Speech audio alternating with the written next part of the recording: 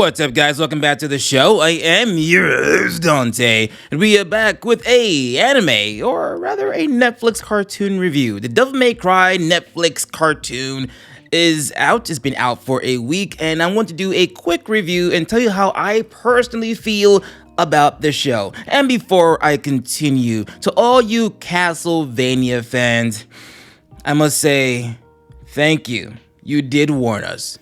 We did not heed your warning about how this person butchered your Castlevania series, and this person has now come to butcher the Devil May Cry series. You warned us, we did not listen. But let's get into it. This party's getting crazy. Let's rock.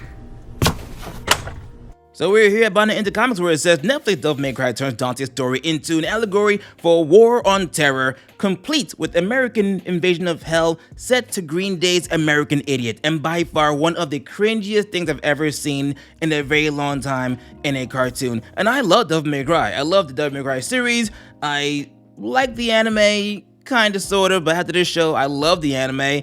And the DMC reboot wasn't that great, but comparing to this show, DMC Reboot is a freaking masterpiece, right? So Devil May Cry Netflix edition is created by Adi Shankar, loosely based, I have to say that because there's nowhere fully based on it, loosely based on the very popular video game and manga, Devil May Cry, which has 5 games, an anime, and I believe a couple of mangas and stuff like that. It's also being produced by Adi Shankar, in case you could not tell. Dante will be voiced by Johnny Young Bosch, who voiced Nero in Devil May Cry 4 and 5, which makes it kind of weird because when you see Dante, you expect to hear Ruben Langdon, but you're going to hear Johnny Young Bosch, and I love Johnny Young Bosch, but he is no Dante.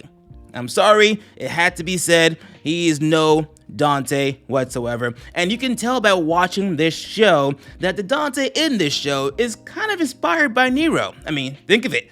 Dante's theme in the show is Devil Trigger, which I believe is Nero's song in the 5th installment of the game. The voice actor obviously being Nero's voice actor, who is now Dante's voice actor, and Dante's mannerisms in the show doesn't really give off Dante. It kind of really gives off Nero. I mean, as far as I'm concerned, maybe I'm wrong and overthinking it, but I am not getting Dante from this show.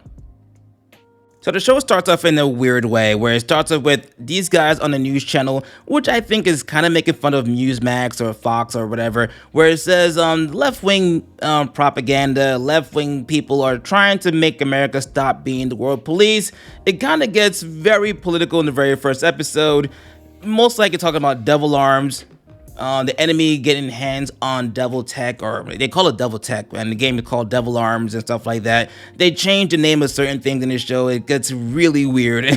Okay, I don't know what they're trying to do, but it's clear they were trying to make fun of podcasters, news outlets, and when it comes to like propaganda and stuff like that. It gets really weird before we even introduced to Dante. But before we go on to Dante, we're introduced to the villain of the show, the White Rabbit, whose goal is to retrieve the legendary sword Sparta, some of Dante's blood, along with Dante's amulet, so he can combine with Virgil's blood and Virgil's amulet with the power of Sparta to unlock the gates of hell, to unlock a portal to hell. That way all the poor innocent demons can leave hell because they cannot survive in hell and they must come to earth. And he doesn't care if the bad demons come because that doesn't matter. As long as the good demons can come to earth and they're saved by the White Rabbit, screw all those poor innocent humans who can't fight demons, who are not blessed with supernatural strength and powers.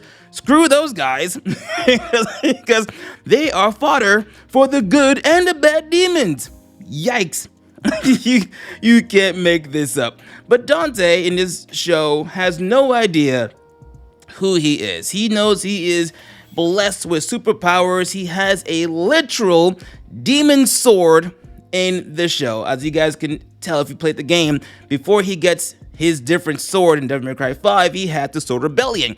The Sword Rebellion, before it's awakened in Devil May Cry 3, which is already awakened in the cartoon, on the hilt of the sword is a skull, a demon skull with horns. But that wasn't enough to hint that Dante may not be just human. No, that he could be a demon. No, he has no clue. He has no clue that he's part. In fact, let me show you. Now, this is from my post on X, right? Dante has no idea he's part demon, right? But he carries along a sword with a literal demon face on it. But yes, we have to believe he has no idea who the hell he is. Then we're introduced to Lady. Now, Lady in this show is not the lady from Devil May Cry 3, 4, or 5. The lady in this show is a super soldier, not with powers, but the super suit, who, for some odd reason, is on par with half-demon Dante. Yes, so she's part of an elite squad of soldiers, right? Just like these guys, trained to battle demons and all sorts, but her squad are the elite. But in the entire show, you never actually see them do any real demon unaliving. No, in fact, their first real encounter with the demon in the show, before the flashback in episode 6, is their encounter with Dante, and Dante only combats Lady, in which you can tell the entire time Dante is messing with her, just like he does in Devil May Cry 3, but this time, she wins multiple times. Of course, she's big bad ass Lady. She can't lose to Dante because she's a badass, right? But their first encounter, her squad's first encounter with an actual demon, which I think is Plasma, Echidna, I believe. I forgot her name. Excuse me, I got that wrong. But they are butchered. They don't survive at all. Her entire squad is wiped out except for her. She's fighting boss level demons, as in like in the game where you see the meter go up on the screen, the health bar. She's fighting those and somehow surviving. Now, don't get me wrong, Lady is talented enough to survive a demon encounter. There's no doubt about that in my mind. I know she's got what it takes. However, yeah, the demons she's fighting are Dante, Nero, Virgil level demons. She usually just battles smaller level demons, and when it comes to the big ones, she would typically ask for, let's say, late Trish's or Dante's help. Which, by the way, there's a part in the show where they kidnap all the devil hunters in the show for questioning until they can find Dante, so that they can obviously get this the amulet from Dante. And tell me how. Tell me how they caught Lucia. You guys know Lucia. Lucia was in Devil May Cry 2. She's no walk in the park. She can hold her own. She is literally not on par with Dante, but she is up there in strength. When they're talking about me, she's like Trish's level. She's well trained, she can fight, and she has her own demon form. But somehow humans were able to kidnap her and question her. And of course, people ate this up. Oh my god, the leaks and the Easter eggs. Oh my god, he's doing us a favor. Look at Lucia. Look at her. She's bloodied up. This is what you're praising? And let's not forget the insertion of millennial music. Oh my god, we get it. You are trying to reach a certain audience because, let's face it, Devil May Cry are people from my age group, like in our 30s or early 30s and 20s, who played Devil May Cry 1 when it was supposed to be a Resident Evil game, but turned into Devil May Cry. Okay, so you want to reach our market, you want to reach us. Those songs you use absolutely pissed me the hell off. Completely pissed me the hell off. And let's not forget, how is it that Dante is able to know all these martial arts skills, his perfection with his weaponry, rebellion, being able to basically, wave dash during battles and avoid gunfire from nobody? Because in this cartoon, Dante has no idea who his father is. And people in the comments are just like, well, Dante never met his father in the game or in the book. Yes, he did. And if you play Devil May Cry 5, at the ending of the game, Dante and Virgil are talking about how Dante or the Virgil used to cry when the dad used to yell at them or something like that. They knew who their father was. And I believe that's most likely how they were trained by their legendary father, Sparta. They are proficient with their weapons. I think like to an extraordinary level. There's no way they just learned that on their own. They were taught by someone before Sparta disappeared or unalive. Before they were taught by their father. But somehow this show neglects that. They don't know who their father is. Dante has no idea he's a half demon, refuses to admit he's a half demon. Lady curses every 2 seconds. Literally, that's all Lady does is curse. Every chance she gets, Lady curses up a storm. And let's not forget this part I wanted to show real quick. So in the show, they were trying to make us sympathize with the demons. The demons are refugees, much like what's going on in our current reality when it comes to politics. Demons are refugees. They were seeking refuge on the human world to escape the demon world because the demons in the demon world, who are much stronger and more powerful, are feasting and destroying the weaker, less demons. So they're coming here seeking refuge, right? So the White Rabbit is bringing them here to seek refuge. So in this part, she's being helped by the one of the refugees, and she's doing what she's been taught to do, unalive demons. But because he saves her life from being almost, slaughtered by a higher level demon, we're now have to feel bad for this show took real life politics, talking about left wing, right wing propaganda, making fun of podcasters, refugees, the demons being vulnerable and weak, pathetic creatures who can defend themselves. And the demons in this show are not demons in the game, right? And the atmosphere in this show is not like the atmosphere in the games. In the games, 1, 2, 3, 4, and I say somewhat 5, there's a more darker gothic background to the game. The demons were to be feared, especially if you played part 1 or part 3. You were afraid of those demons. They were out for blood in those games. I mean, the same with the rest of them, but 1 and 3 were definitely keeping the darker tone. This show is more bright, it's more vibrant, it's more cartoony.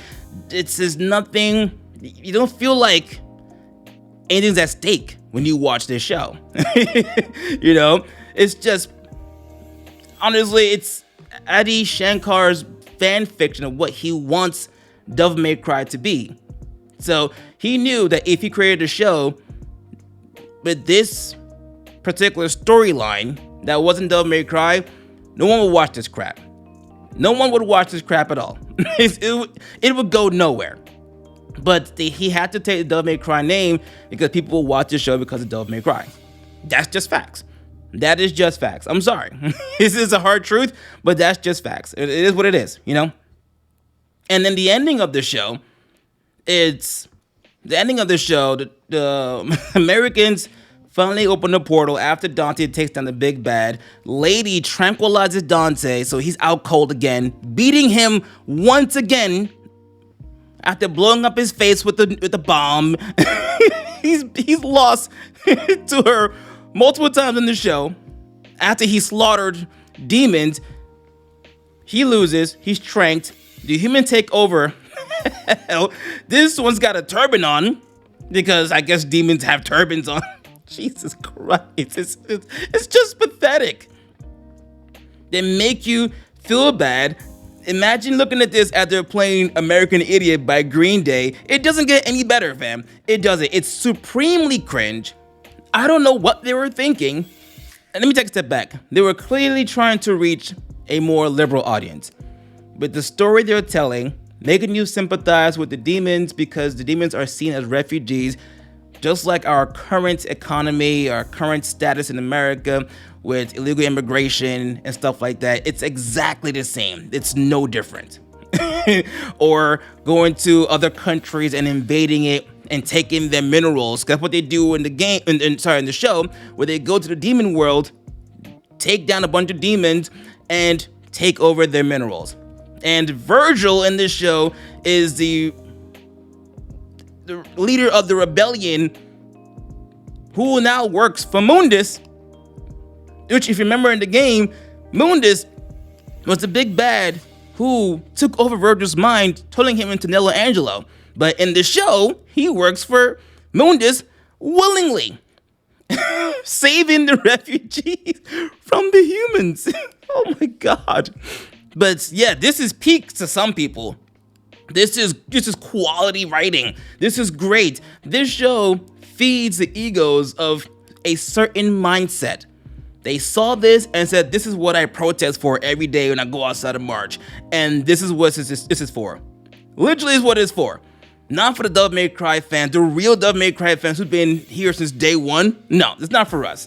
This is for the modern day people who don't really like the Devil May Cry games, but they just like this show because of what the message says. That is it. Now I know you're gonna say, well, Dante, it's okay because it's an alternate storyline. Sure, you can say that, but last I checked, alternate storylines still have to be good. Just saying, and this was not good. Sorry, Devil May Cry anime. I think honestly I was just too harsh. I am so sorry, Devil May Cry anime. I truly apologize. But anyway, that is my rant and review of Devil May Cry Netflix. It's horrible. It's not what I expected. I kind of went in having some kind of positive, thinking that this might hopefully be good. Turns out it's absolute trash, and I hope that Adi Shankar never gets a chance to write any more Devil May Cry stories ever again in his life. Please God, please Capcom, fire this guy immediately. But anyway, did you guys watch Devil May Cry? Did you watch it? Did you enjoy Devil May Cry? If you enjoyed it, that's fine. Good for you. I think it's slop, but it is what it is. But anyway, you guys know my thoughts. What are yours? Drop them down below in the comment section. Make sure you guys subscribe for more controversial topics in anime, manga, gaming, nerd, geek culture. You guys are awesome. See you guys next time, and later.